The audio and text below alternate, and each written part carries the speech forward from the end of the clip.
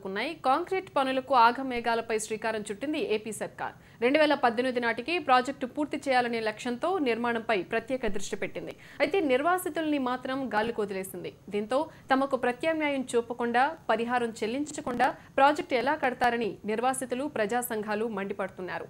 2013 భూసేకరణ చట్టం ప్రకారం పరిహారం చెల్లించకుంటే పనుల్ని అడ్డుకుంటామని నిర్వాసితులు హెచ్చరిస్తున్నారు.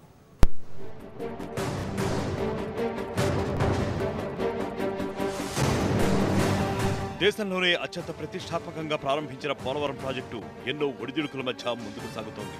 ఇప్పుడు నాబార్డు నిధులు మంజూరు కావడం, కేంద్రం నుంచి పూర్తి భరోసా రావడంతో రాష్ట్ర ప్రభుత్వం ప్రాజెక్టు పనులను వేగవంతం చేస్తుంది. అయితే ప్రాజెక్టు ముంపు బారిన పడే 400 గ్రామాల్లో ఇప్పటిదాకా పదుల సంఖ్యలో గ్రామాల నిర్వాసితులను మాత్రమే ఖాళీ చేయించారు. కీలక ప్రాంతమైన పైడిపాక, రామయ్యపేట గ్రామాలకు పూర్తి స్థాయిలో న్యాయం జరగలేదు. దీంతో పరిహారం చెల్లించే వరకు కదలమంటూ పైడిపాక గ్రామస్తులు ఆందోళనకు దిగారు. ఆ గ్రామంలో 1100 మంది జనాభా ఉన్న విద్యుత్, తాగునీటి సౌకర్యాలను నిలిపివేశారు. ప్రస్తుతం ఆ గ్రామంలోని ప్రజలంతా చీకట్లో బిక్కుమంటూ జీవనం సాగిస్తున్నారు. ప్రాజెక్టు పేరు చెప్పి చాలా అన్యాయం జరిగింది. మీకు 1,40,000 రూపాయలు మీకు అదనంగా లాగేసుకున్నాడు వైఎస్ రాజశేఖర రెడ్డి గారు. అదే నా గవర్నమెంట్ వస్తే 5 లక్షలు, ఈ 1,40,000 కాకుండా 5 లక్షల రూపాయలు ఎకరానికి వచ్చి 5 లక్షల రూపాయలు ఇస్తానని రాముడు వారు గుడి మీద నుంచుండి ప్రమాణకం చేసి వెళ్ళాడండి. ఇవాళ గవర్నమెంట్ వచ్చిన మమ్మల్ని మీరేం చేసుకుంటారో చేసుకుంటా అన్న కాడికే మాట్లాడుతున్నాడు. మాకు నీళ్ళు లేవు, కరెంట్ లేదు, దిక్కుతోసగా బిక్కుమంటూ ఉంటున్నాం ఇక్కడ.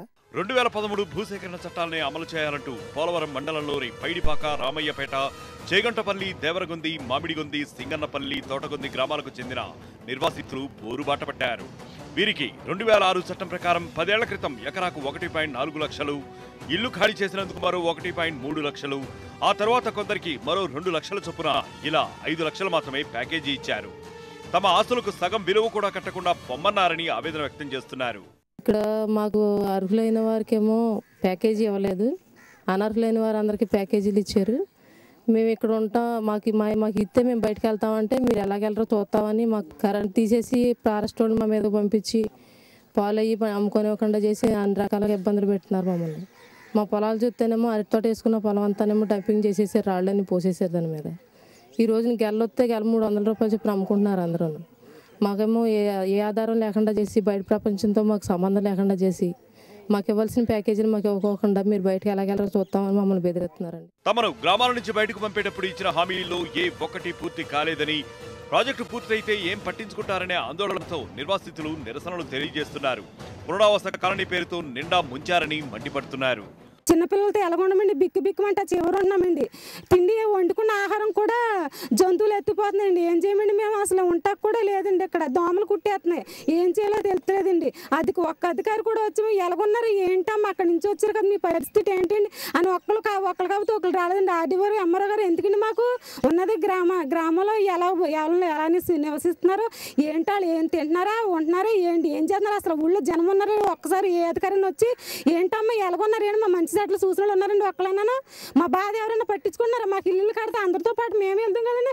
మాకు అంత కర్మ ఏంటండి, ఇక్కడ మా పిల్లలతో మేము వెళ్ళుకుంటాం. 2013 భూసేకరణ చట్టాన్ని అమలు చేస్తే తమ జీవితాలకు భరోసా ఉంటుందంటున్నారు నిర్వాసితులు. పట్టిసీమ నిర్మాణంలో ఇచ్చిన ప్యాకేజీ మాదిరిగానే తమకు ఇవ్వాలని డిమాండ్ చేస్తున్నారు. ఇప్పుడు